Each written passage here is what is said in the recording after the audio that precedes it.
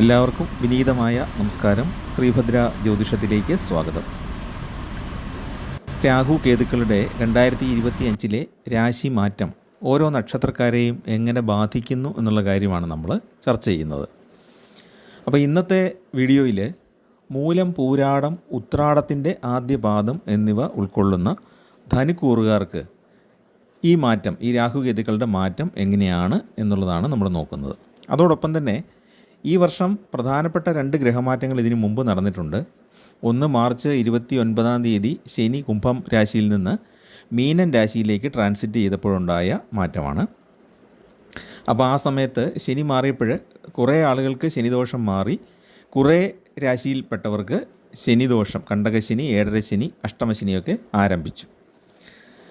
ഇതിൽ ധനുക്കൂറിനെ സംബന്ധിച്ചിടത്തോളം, അതായത് മൂലം, പൂരാടം, ഉത്രാടം നക്ഷത്രക്കാരെ സംബന്ധിച്ചിടത്തോളം ശനി മീനൻ രാശിയിലേക്ക് കടന്നപ്പോൾ കണ്ടകശനി വീണ്ടും ആരംഭിച്ചിരിക്കുന്നു.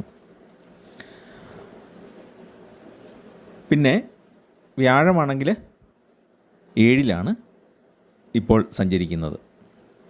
6-ാം ഭാവത്തിൽ മറഞ്ഞു നിന്ന വ്യാഴം മിഥുനത്തിലേക്ക് കടന്നപ്പോൾ ധനുക്കൂറുകാരുടെ 7-ാം ഭാവത്തിലാണ് വന്നിരിക്കുന്നത്. അതുകൊണ്ട് ഈ മൂലം, പൂരാട, ഉത്രാടം നക്ഷത്രക്കാർക്ക് വ്യാഴത്തെ കൊണ്ടുള്ള ഗുണഫലങ്ങൾ ലഭിക്കും. കാരണം അവരുടെ രാശിയിലേക്ക് വ്യാഴത്തിൻ്റെ ദൃഷ്ടി വരുന്നു. അപ്പോൾ ഒരുപാട് ഐശ്വര്യങ്ങൾ അതുമൂലം ലഭിക്കും. പക്ഷേ കണ്ടകശനി ആയതുകൊണ്ട് ഈ ഐശ്വര്യങ്ങൾ പൂർണ്ണമായിട്ടും നമുക്ക് അനുഭവയോഗ്യമായിട്ട് വരുന്നില്ല. ഇനി രാഹുകേതുക്കളുടെ മാറ്റം എങ്ങനെയാണ് ഇതിനെ ബാധിക്കുന്നത് എന്നുള്ളത് നോക്കാം. ഇങ്ങനെ ഗ്രഹങ്ങളുടെ ഫലങ്ങൾ ചേർത്ത് ചിന്തിച്ചാൽ മാത്രമേ നമ്മുടെ ജീവിതമായിട്ട് കുറേയെങ്കിലും ഒത്തുവരികയുള്ളൂ. അതുകൊണ്ടാണ് അങ്ങനെ കണക്കാക്കുന്നത്. അപ്പോൾ ശനി 4-ൽ സഞ്ചരിക്കുമ്പോഴുള്ള കണ്ടകശനി എങ്ങനെയാണ് അതിൻ്റെ അർത്ഥം? സ്ത്രീബന്ധ അർത്ഥപ്രണാശം. സ്ത്രീകൾക്കും ബന്ധുക്കൾക്കും ധനത്തിനും, അർത്ഥം എന്ന് പറഞ്ഞാൽ ധനമാണ്, അതിന് പ്രണാശം, അതിന് നാശനഷ്ടങ്ങൾ സംഭവിക്കുക, അല്ലെങ്കിൽ അസുഖമൊക്കെ വന്ന് പൈസ പോവുക. പിന്നെ വ്യാഴം 7-ലായതുകൊണ്ട് ഗുണഫലമാണ് പറയുന്നത്. 7-ലെ വ്യാഴം ഭാഗ്യലക്ഷണമാണ്. യാത്രാം ശോഭനഹേതവേ വനിതയാ സൗഖ്യം സുഖാപ്തി സ്മരേ എന്നുള്ളതാണ് അതിൻ്റെ പ്രമാണം. യാത്രയ്ക്ക് ശോഭനമായ യാത്ര, അത് ജീവിതയാത്രയുമാകാം, വളരെ ശോഭനമായിട്ട് മുന്നോട്ട് പോകുന്നു. വനിതയാ സൗഖ്യം, ദാമ്പത്യ സുഖം ഉണ്ടാകും, അല്ലെങ്കിൽ നമ്മുടെ പങ്കാളിക്ക്, ജീവിത പങ്കാളിക്ക് സൗഖ്യം ഉണ്ടാകുന്നു. സുഖാപ്തിം സ്മരേ, സുഖാപ്തിം, ജീവിതത്തിൽ സുഖ സൗകര്യങ്ങൾ വർദ്ധിക്കും. അതേസമയത്ത് രാഹു 4-ൽ നിന്ന് 3-ലേക്ക് വന്നിരിക്കുന്നു. കേതു 10-ാം ഭാവത്തിൽ നിന്ന് 9-ലേക്കാണ് വന്നിരിക്കുന്നത്. മൂലം, പൂരാടം, ഉത്രാടത്തിൻ്റെ ആദ്യപാദം ഉൾപ്പെടുന്ന ധനുക്കൂറുകാർക്ക് രാഹു പാപഗ്രഹമായതുകൊണ്ട് 3-ലെ സഞ്ചാരം എന്ന് പറയുന്നത് രാഹുവിന് വളരെ പ്രിയപ്പെട്ടതാണ്. 3, 6, 11 രാശികളിൽ, അല്ലെങ്കിൽ 3, 6, 11 ഭാവങ്ങളിൽ സഞ്ചരിക്കുന്ന സമയത്ത് രാഹു വളരെ അനുഗ്രഹദായകനാണ്. അതുകൊണ്ട് തന്നെ മൂലം, പൂരാട, ഉത്രാട നക്ഷത്രക്കാർക്ക് ഈ രാഹു അനുകൂലമായിട്ടാണ് വന്നിരിക്കുന്നത്. അപ്പം വ്യാഴവും രാഹുവും അനുകൂലമായതുകൊണ്ട് ഒരുവിധം നല്ലൊരു കാലഘട്ടമായിരിക്കും. കണ്ടകശനിയുടേതായ തടസ്സങ്ങളും മാനസികമായ വിഷമങ്ങളുമൊക്കെ ഉണ്ടാകുകയും ചെയ്യും. പക്ഷേ ധനത്തിന് വലിയ കുറവുണ്ടാകാതെ മുന്നോട്ട് പോകാനും സാധിക്കും. വീട്ടിൽ അനുഭവപ്പെട്ടുകൊണ്ടിരുന്ന ക്ലേശങ്ങളൊക്കെ നന്നായിട്ട് കുറയുന്നതാണ്. ജോലിയിൽ കൂടുതൽ ശ്രദ്ധ ചെലുത്താൻ കഴിയും. ജോലിയിൽ പ്രമോഷനോ ശമ്പള വർധനവോ ഒക്കെ കിട്ടാൻ സാധ്യതയുണ്ട്. മനസ്സിൻ്റെ വിഷാദമൊക്കെ മാറിയിട്ട് കുറച്ചുകൂടെ ഒരു പ്ലസൻ്റ് ആയിട്ടുള്ള, കുറച്ചുകൂടെ സന്തോഷകരമായ അനുഭവങ്ങളിലേക്ക് നീങ്ങുന്നതാണ്. പിന്നെ നമ്മൾ സാമൂഹിക കാര്യങ്ങളിലൊക്കെ ഇടപെടുന്നവരാണെങ്കിൽ സംഘടനാ നേതൃത്വത്തിലും അല്ലെങ്കിൽ രാഷ്ട്രീയ നേതൃത്വത്തിലേക്കൊക്കെ വരാൻ സാധ്യതയുള്ളൊരു കാലമാണ്. രാഹു 3-ൽ നിൽക്കുമ്പം പദവികൾ നമുക്ക് നൽകുന്നതാണ്. വ്യാഴം 7-ലായതുകൊണ്ടും വ്യാഴത്തിൻ്റെ ദൃഷ്ടിയുള്ളതുകൊണ്ടും ഉചിതമായ പദവികൾ കിട്ടാനുള്ള യോഗ്യത ഉണ്ട്. അപ്പോൾ അത് വളരെ ആശ്വാസകരമാണ്. മൂലം, പൂരാടം, ഉത്രാടം നക്ഷത്രക്കാരെ സംബന്ധിച്ച് നല്ല പദവികൾ സമൂഹത്തിൽ കിട്ടാനുള്ള സാധ്യതയുണ്ട്. അപ്പോൾ ചെറിയ സംഘടനയാകാം, ഒരുപക്ഷെ ഒരു ചെറിയ കുടുംബശ്രീ യൂണിറ്റ് മുതൽ ചിലപ്പം വലിയൊരു രാഷ്ട്രീയ നേതൃത്വത്തിൻ്റെ തലപ്പത്ത് എത്താനുള്ള അത്രയും ഒരു ഗ്രേസാണ്, അല്ലെങ്കിൽ ദൈവാനുഗ്രഹമാണ് ഈ വ്യാഴത്തിൻ്റെ ദൃഷ്ടിയും രാഹുവിൻ്റെ 3-ലെ സ്ഥിതിയും കൊണ്ട് ഈ സമയത്ത് അനുഭവപ്പെടുന്നത്. പക്ഷേ കണ്ടകശനി ആയതുകൊണ്ട് ഇതിന് പലരും കയറി ഇടങ്കോലിടാൻ ശ്രമിക്കും എന്നുള്ളതും സത്യമാണ്. കണ്ടകശനി ആയതുകൊണ്ട് 4-ലെ കണ്ടകശനിയാണ്. 4 പറയുന്നത് വീട്, വാഹനം, മാതാവ് തുടങ്ങിയ കാര്യങ്ങളൊക്കെയാണല്ലോ 4-ാം ഭാവം സൂചിപ്പിക്കുന്നത്. അപ്പോൾ എന്താണ് ചിലപ്പോൾ നമുക്കൊരു പദവി കിട്ടി, നമുക്ക് അത് നമ്മളതിലേക്കൊന്ന് എൻഗേജ്ഡ് ആയി കഴിയുമ്പോഴത്തേക്കും വീട്ടിലിപ്പം മാതാവിനോ ആർക്കെങ്കിലും അസുഖം, അല്ലെങ്കിൽ മാതൃതുല്യരായവർക്കോ അസുഖം വരിക, അല്ലെങ്കിൽ അവരോടൊപ്പം നിൽക്കാൻ പറ്റാതെ വരിക, അല്ലെ വാഹനത്തിന് നമുക്ക് കുറച്ച് ധനം വന്നു, വ്യാഴം 7-ൽ ദൃഷ്ടി ചെയ്ത് ധനം വന്നു, രാഹു 3-ലെ രാഹു നല്ലപോലെ ധനം തരും, അതും കിട്ടി. പക്ഷേ വാഹനത്തിന് അറ്റകുറ്റപ്പണി വന്നാൽ ആ ധനം അവിടെ ചിലവായി പോകും. ഇങ്ങനെയാണ് ഈ പ്രശ്നങ്ങൾ ഉണ്ടാകുന്നത് 4-ലെ ശനി കൊണ്ട്. അല്ലാതെ വലിയ മാരകദോഷമല്ല, മീനത്തിൽ നിൽക്കുന്ന ശനി ആയതുകൊണ്ട് മാരകദോഷമൊന്നും ചെയ്യില്ല. ഇങ്ങനെ ചെറിയ ചെറിയ തല്ലിയും തലോടിയും പോകുമെന്ന് പറയുന്ന പോലുള്ളൊരു രീതിയായിരിക്കും ശനി ഈ സമയത്ത് നൽകുന്നത്. പൂർണ്ണമായിട്ടും നമുക്കങ്ങ് എൻജോയ് ചെയ്യാൻ പറ്റുന്ന ഒരു അവസ്ഥ ഉണ്ടാകുകയില്ല. വിദ്യാഭ്യാസത്തിൽ പുരോഗതി പ്രതീക്ഷിക്കാവുന്ന കാലമാണ്. ഭൂമി വിൽപ്പനയൊക്കെ ആഗ്രഹിക്കുന്നവർക്ക് അത് സാധിക്കുകയും ചെയ്യും. രോഗചികിത്സ നടത്തുന്നവർക്ക് രോഗത്തിൽ നല്ല ആശ്വാസം ലഭിക്കുന്നതാണ്. പിന്നെ കാലം പൊതുവെ അനുകൂലമാണ്, വ്യാഴം കൊണ്ടും അനുകൂലമാണ്, രാഹുവിൻ്റെ സ്ഥിതിയും അനുകൂലമാണ്. കർമ്മരംഗത്ത് ഉയർച്ചയുണ്ടാകും, ആഗ്രഹങ്ങൾ പലതും സാധിച്ചെടുക്കാൻ കഴിയുന്നതാണ്.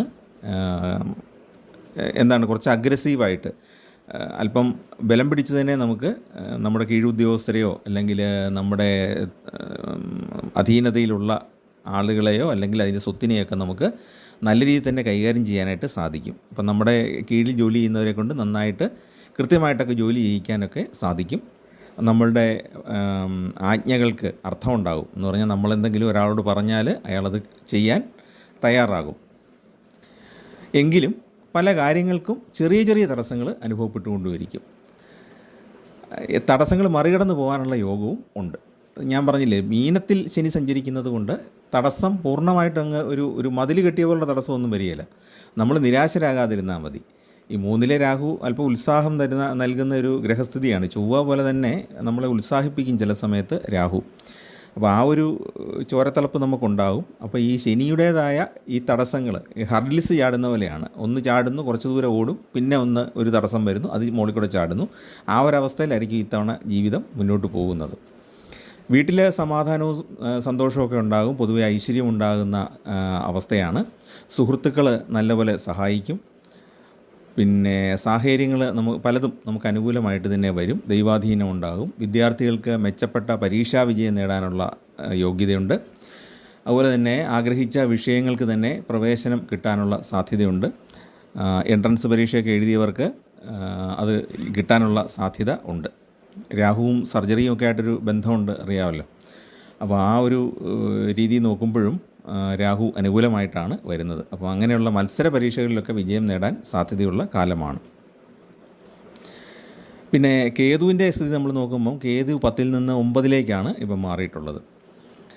അപ്പോൾ 10-ൽ കേതു നിൽക്കുമ്പോഴെന്താണ്, തൊഴിൽ പ്രശ്നങ്ങൾ, തൊഴിൽ തടസ്സങ്ങൾ, തൊഴിലിൽ വലിയ സമ്മർദ്ദം, ജോലിസ്ഥലത്ത് സമ്മർദ്ദം, സഹപ്രവർത്തകരിൽ നിന്നുള്ള പലവിധ നിസ്സഹകരണങ്ങൾ, ഇതൊക്കെയാണ് 10-ൽ കേതു സഞ്ചരിച്ചുകൊണ്ടിരുന്ന കാലത്തുണ്ടായിരുന്നത്. ഇപ്പോൾ കേതു 10-ൽ നിന്ന് 9-ലേക്ക് മാറിയതുകൊണ്ട് ആ തൊഴിൽ സംബന്ധമായ കർമ്മരംഗത്തിലെ പ്രശ്നങ്ങൾക്ക് പരിഹാരങ്ങൾ ഉണ്ടാകും. എന്ന് പറഞ്ഞാൽ ആ പ്രശ്നങ്ങളൊക്കെ ഏതാണ്ട് അവസാനിക്കും.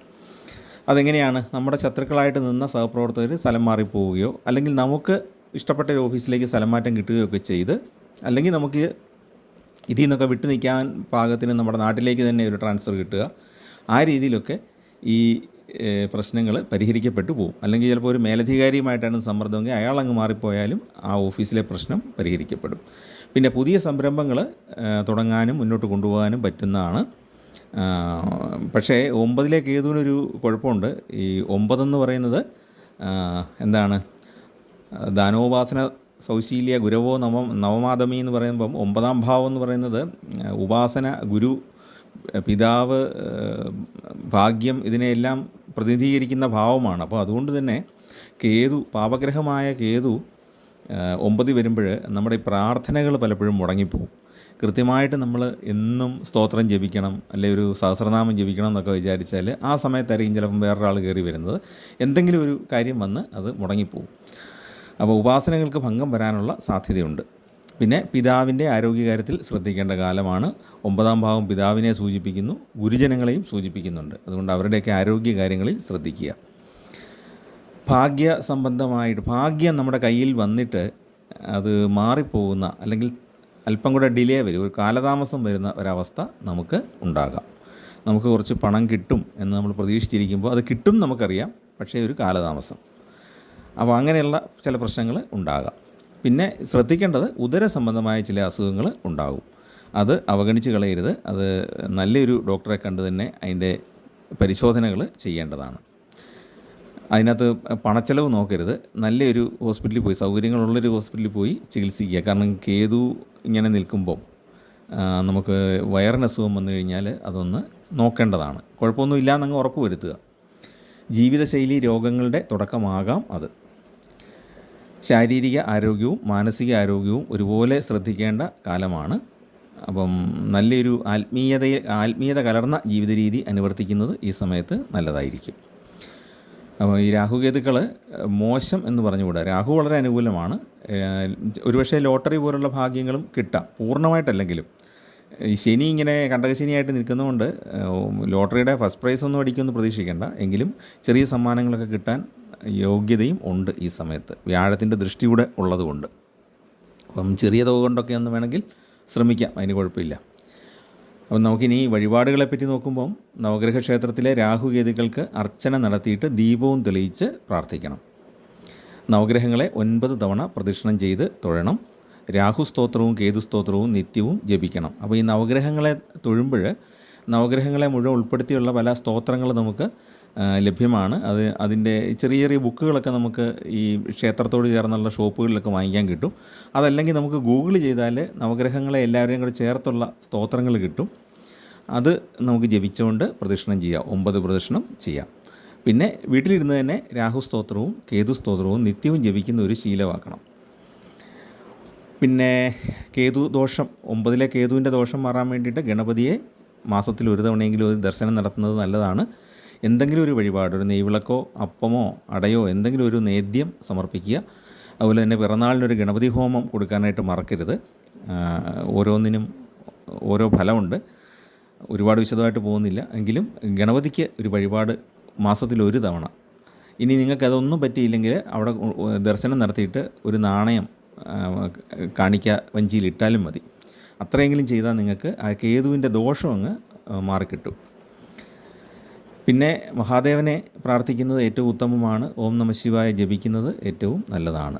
മഹാദേവനെ ദർശനം നടത്തിയിട്ട് ഒരു ത്രയംബക പുഷ്പാഞ്ജലി സമർപ്പിക്കുക. അപ്പം മുന്നോട്ടുള്ള ജീവിതത്തിൻ്റെ തടസ്സങ്ങളൊക്കെ ഒഴിവാകും. ശനിയുടെ തടസ്സവും കുറേയേറെ മാറി നിൽക്കുന്നതാണ്. വ്യാഴത്തിൻ്റെ ഗുണം വർദ്ധിക്കുന്നതിന് ലക്ഷ്മി സമേതനായ മഹാവിഷ്ണുവിനെ പ്രാർത്ഥിക്കുന്നതാണ് ഏറ്റവും ഉചിതം.